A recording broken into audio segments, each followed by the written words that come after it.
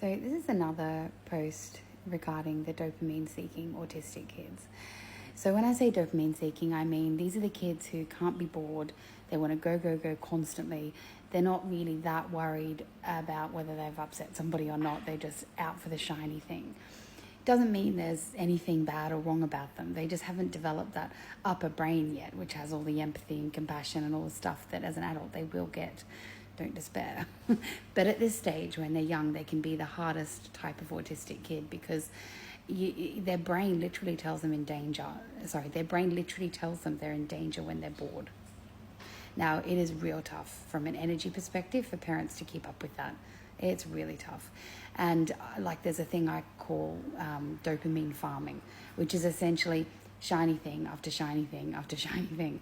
And these kids, their brains are just drawn to the most shiniest, interesting thing in the moment.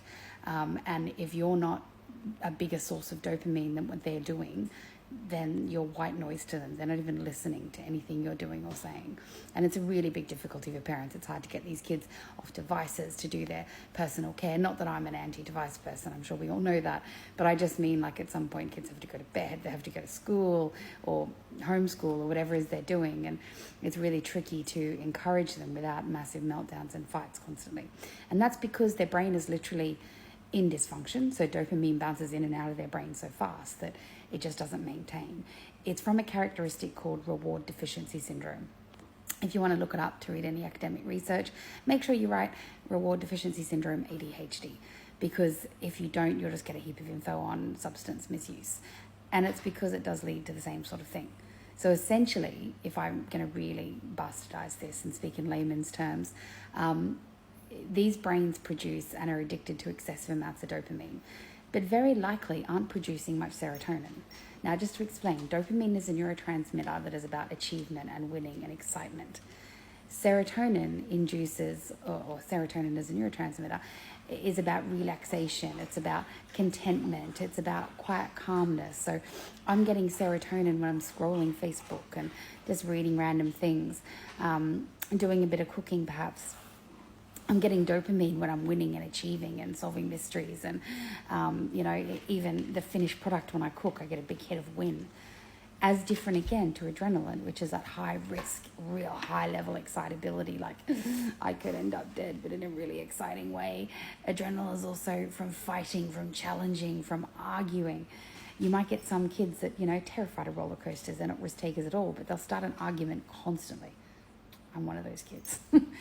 I have to have a separate Facebook profile because I start so many arguments, just for fun, not in the disability groups or anything, just in the silly adult groups where I just like to start a fight for fun. I mean, I can't think of anything better than going into a feminist group and going, hey, what are you ladies doing? Does anyone have permission from their husbands to be online?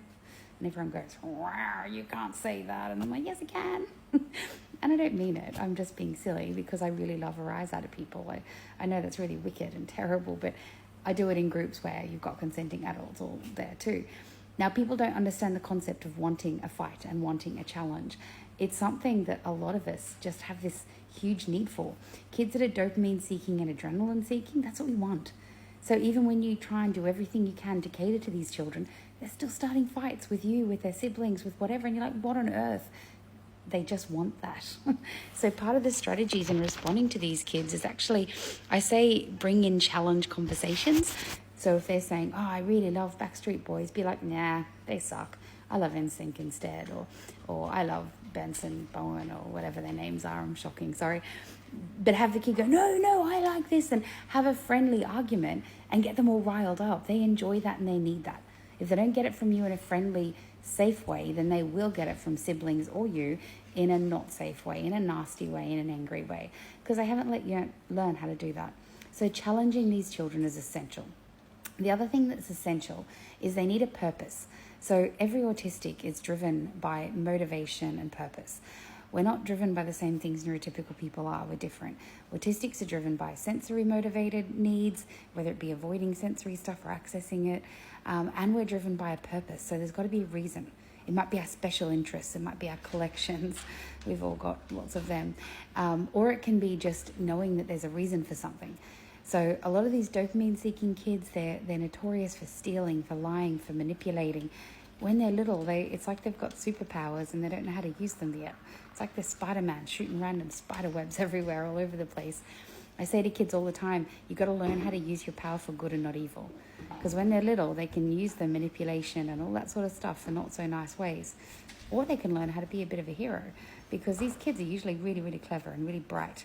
Maybe not always academically bright, but bright, street smart perhaps. A great strategy for parents is called a jobs chart. Now, a jobs chart is not about a reward chart. They're not getting shiny stickers. They're not getting silly things like that don't work for the autistic brain. What it is you've got a list of jobs that they don't have to do. So the idea is it might be sweep the floor, mop the floor, wash dad's car, wash mum's car, do the dishes.